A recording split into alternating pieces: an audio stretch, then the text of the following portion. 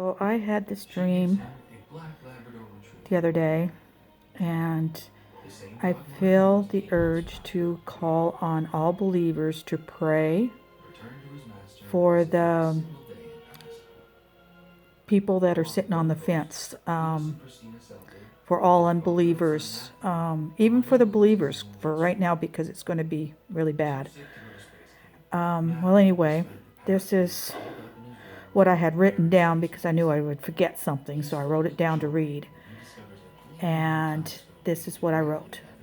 I keep feeling or hearing, I can't really describe what it is, but anyway, I keep hearing this over and over. Pray, pray, pray. All believers need to pray, pray, pray. Time is almost here. Then I get images of the shootings in California, the fire in California, and I hear this is only the beginning. Then I have flashes of the refugees that's heading up this way. And because we are so sidetracked with that, it's something bad's going to happen because our eyes are on what's happening in the Gulf Coast states. I don't know what that bad thing's going to be, but I just know it's going to be really bad. Then I get a feeling in my spirit that we need to get the word out to all believers, all the watchmen, all prayer warriors, to pray, pray, pray. All believers need to pray, pray, pray. I went to bed. The next morning I wake up and it's like the screaming in my head is even more frantic. Pray, pray, pray. All believers, pray, pray, pray. I hear it over and over and over. So I close my eyes to pray, and I can still hear it, only now I get pictures. It's kind of really hard to describe because I've never had visions. I've always had dreams. But it's like I can close my eyes, and even now I can see these dreams I've had, but they're more visions now. And it's like in my head or in my spirit, but it's like I'm seeing a cam through a lens. It's like I can see it. But anyway, close my eyes and I still hear the pray, pray, pray. And the dreams that I've had, it's like fast forward. It's like, your life flashes before your eyes type thing. Only it's everybody else's lives that's flashing before my eyes. All the dreams I've had, it's like super fast motion, and it would scare me if I didn't have God in my life. God's calming my fears. I know it's from Him, so the fear is, pretty much gone. But I can feel the urgency. I can feel we got to pray, people. We have to pray. Then I get a feeling like excitement. It's like I can feel the excitement of the angels in heaven. And, after the visions kind of slow down, I open my eyes and I can see Jesus standing there. I don't see Him because He's so bright. I see His garments, the white, the beautiful. I can see His hand stretched out in front of Him, but I cannot see His face. It's like glowing. And in His hand, He's holding a scroll. And I know. It's hard to explain, like I said. It's like I know He's waiting for the Father to tell Him to open the scroll. And it's close, people. It's close. We need to pray for these unbelievers. We need to pray for those who are sitting on the fence. We need to pray, pray, pray. All believers, pray, pray, pray. I keep getting that over and over and over. Now, for these dreams I was telling you that I was seeing, I started having these dreams years ago. I mean, it was quite a while ago. And one of them, the first one that I can remember, is there is a very large tent. And it's between a main highway that comes out to where I live out here and the church I used to go to.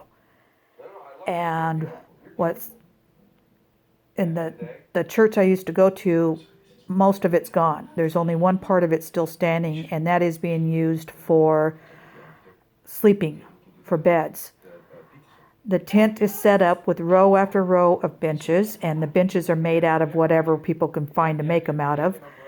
And at one end it has two long flatbed semi-truck things backed up together to make one very long stage. There's wood chips and straw outside for where people are walking to keep the mud at bay. There's like patches of snow everywhere, like it's melting, going away, like we've had a bad snowstorm or something. And then behind where the church was, there's smaller tents set up, and each of those have different purposes. There's one for food, there's one for showers, there's one to give out baskets for the hungry people. There's all different types. There's lots of tents set up. And part I didn't write down here, I just remembered, was there was like a long line of semi-trucks coming in and dropping stuff off for these people that are the refugees, whatever they are. I don't know. In my dream then, I believed something bad happened and it was being used as the only place to go, like a Red Cross type thing. And I wrote all that down and gave it to my pastor then. And now the second dream that I can remember, I'm at some kind of a daycare. It's one I've never seen before. There's lava coming, and we flee out the back and up a mountain trail. We have babies tied onto the older kids, and we're holding babies too. There's like, I don't know, 3 or 4 adults. I can't really remember, how many adults there were. I just remember there's lots of kids. We're crawling up these rocky things, trying to get up away from the lava, up the mountainside. And there's like big boulders and rocks and all kinds of stuff. And we're, helping the kids get up, and we're crawling up ourselves. And it's not easy holding on to babies. And we come to this place. It's like a large house or an inn, but it's abandoned. And we're standing in this one long room, and there's like backpacks sitting there that have bedding and food in them. And along one wall is nothing but windows. And as we're looking out the windows, we see down below where we were, like rivers of lava. I mean, it's just like everywhere. And in a distance, we can see the city. And from where I'm at, that would be Everett. But I don't know if that's exactly where the stream is at or not. But, it's kind of like that kind of a view from the mountains to Everett, or from the mountains to Seattle, or whatever. Then we lay down, we go to sleep, and a few hours later we're woke up, and out the window we see like balls of fire coming down all around us. And it's hitting the ground and everything, being destroyed from it. Then we, go to figure out where we can go because we feel unsafe, and we realize there's lava coming down around both sides of this inn or whatever it is. And we had no escape. But there's fire now too, and we had to get out of there, and we have, like I said, no escape. Well, one of the adults was in the back of the building, and it's like a window going out to the building backs up against a mountain. And so there's a window looking out at this nothing but mountain. And so we look out it, and there's like 3 feet between the building and this mountain. And as we're looking out, we're kind of looking off to the side a little bit, and down on the ground, a hole opens up. And we had nowhere to go. I mean, literally nowhere to go. The place was going to catch fire. We were going to die. So we figured the only way was to go check this hole out and see what it is. So we're looking down this hole, and it looks like a cave or a tunnel. And it kind of, like a water slide type tunnel type thing, you see, it's all totally enclosed. And so we get the kids out there, and one by one, we had an adult go down first. One by one, we sent the kids down, and the backpacks, and then the rest of us adults went down. And as I got to the bottom, I opened my eyes, and I'm looking around, and there's light, but there's nowhere the light can be coming from. We're totally enclosed. There's no opening to get out of there. And, excuse me. So I'm looking around, and there's light that's coming from nowhere. It's like was a feeling of wonder. And then all of a sudden, along the sides of the walls and stuff, there was like rooms being built, or carved into the clay-like substance. And there was tables and beds, and everything was being made out of this clay-like substance. And there was fresh air. When you were outside or up in the inn, you could smell the sulfur, the whatever from the lava. You can smell smoke from the fires. It was just a nasty smell. Down here, there was fresh air. Nowhere for it to come from, but there was fresh air to breathe. There was food in the backpacks, and there was another pile of food and stuff in the corner. And I knew we were being protected. I knew that God was with us. And I don't know how long we were in there, because there was no day, there was no night, but it felt like quite a while. And then all of a sudden, one wall just seemed to like disappear. And we walked out, and it was like you could see these little islands all over. But instead of water, there was like a red substance, and everything around that, touching that water around it, was dead. And you can see like dead fish. You can see, everything was just like dead. And we dropped a leaf or something. I'm not sure what it was, but my memory is right. It was a leaf, but I might be wrong. But we dropped something into it, and it singed. It immediately died. And we're sitting there, we're looking out at these islands and wondering what we're supposed to do now. And then all of a sudden, it was like a rock path appeared across this red stuff. Then we started walking across this rock path to one of the islands. And on that island is other people waiting for us. And as we looked around, there was more people coming from different islands to this one island. And we're all standing there, finally, everybody's together, and we're just standing there, smiling at each other, and out of this red substance, or walking through it, I'm not sure exactly how to put it, but anyway, there's Jesus. And he's walking towards us. His feet are in the substance, but his body is up above it, if that makes any sense. It's like he's walking on water with his feet like 2 or 3 inches in it. His robes are being dragged through it. But when he steps out of it onto the sandy shore, he's spotless. He's clean. And he smiles at us. And then that's when I wake up. The next dream, I was down, I believe it was Oregon, but I may be wrong.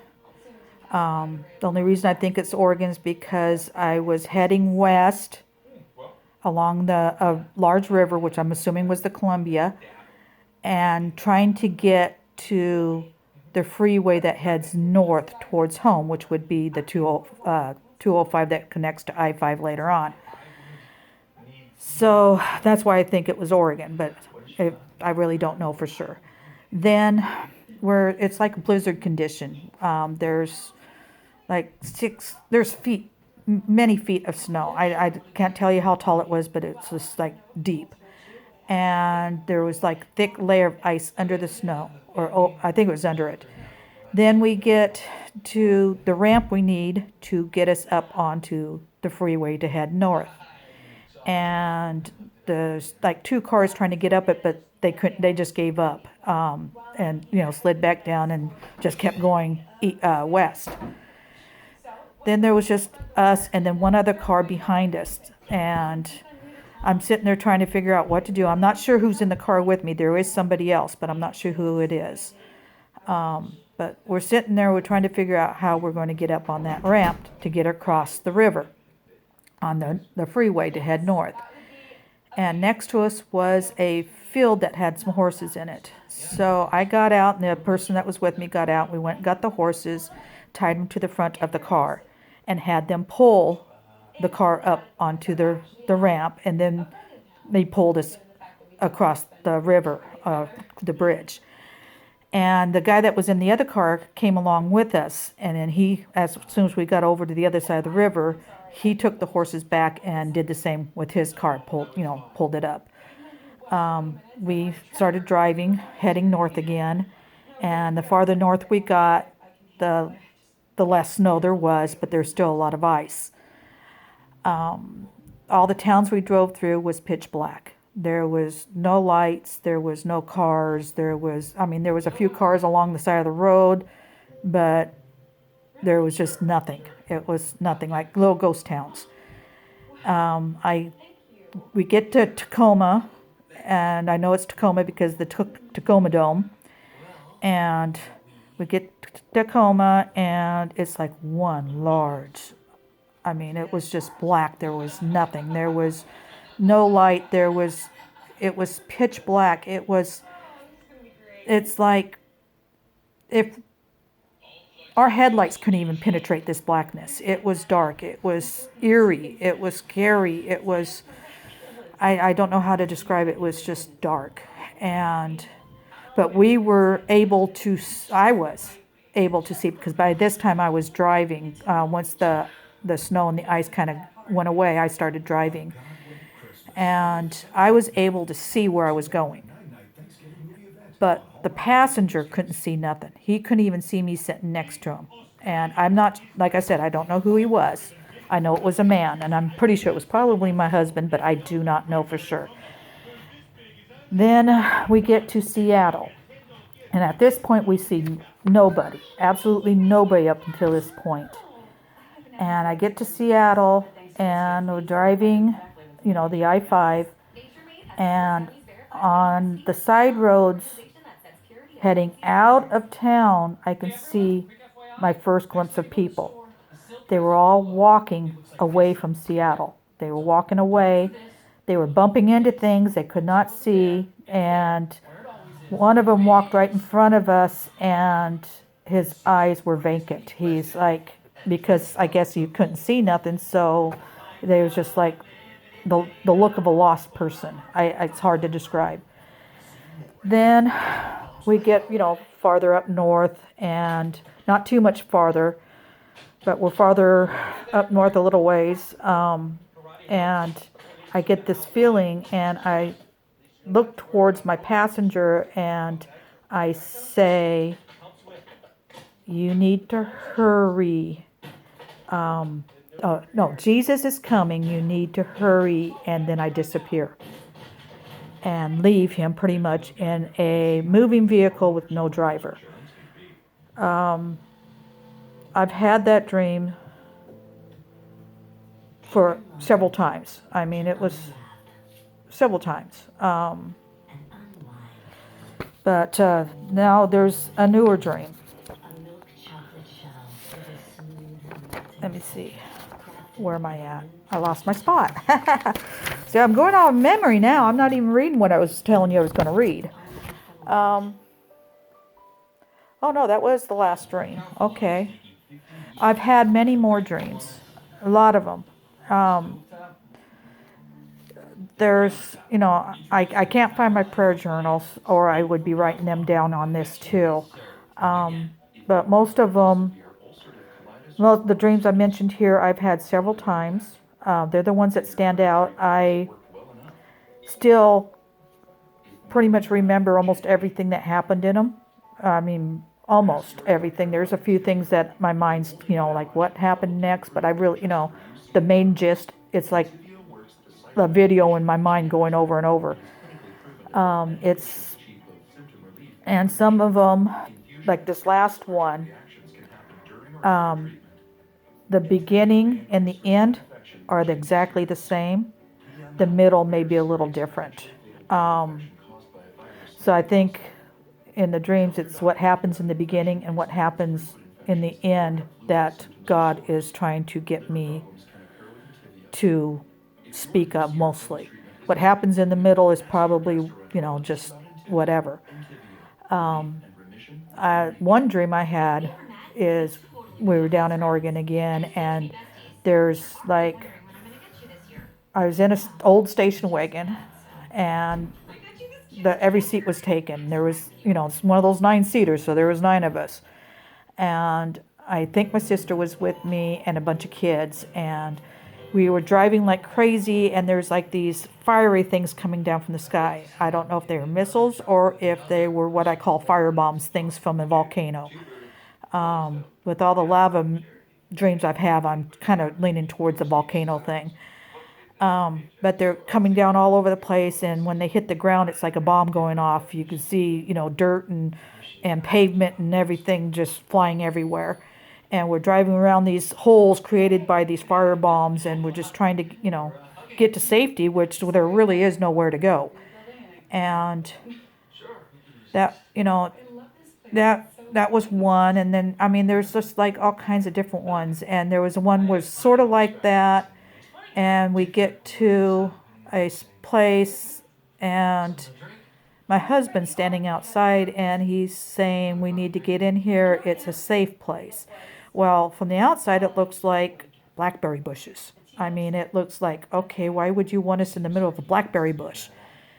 But he walks around this thing and just disappears into it. And so we follow, and there's like a little cave in the middle of these blackberry bushes, and it did protect us. And when we didn't hear no more, crashing and booming and whatever, these fire bombs around us, we stepped out to take a look what was happening, and all you see is scorched out everything. There's wrecked cars. The car we were in was totally demolished. Everything was pretty much gone. But standing there were enough horses for us to ride out on. And it's like God saying again, he's going to provide for those who believe. But throughout all this, I'm still getting people pray, pray, pray. All believers, please pray, pray, pray. And the urgency to it. It's whatever is going to come, it's not going to be pretty, because all I see is death. Lots of death. And if you do not believe when that time comes and you die, you only go to one place. And that's not a good place. You think this is hell here. No, it's nothing like what's compared to where you'd be going if you don't believe. So please believe. Come to love the Lord. Come to him. Come to open your hearts and let him in.